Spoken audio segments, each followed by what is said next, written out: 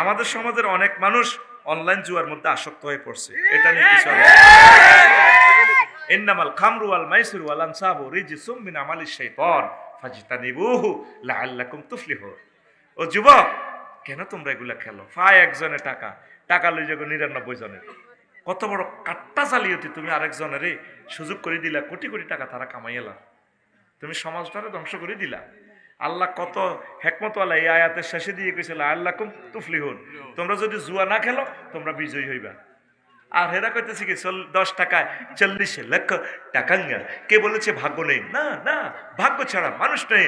আমাদের বাণিজ্য মেলায় সোনাইমণি স্টেডিয়ামে চলে আসুন না, আজ রাত রাফেলের 10 টাকা 40 লক্ষ টাকা। এরকম সিটিং বাজি আমাদের সোনাইমণি নাই রে, জীবনে খেলে এটাই কয় আছে। আয় হায় রে আল্লাহ, কোন জমানার হুজুর হইলাম আল্লাহ।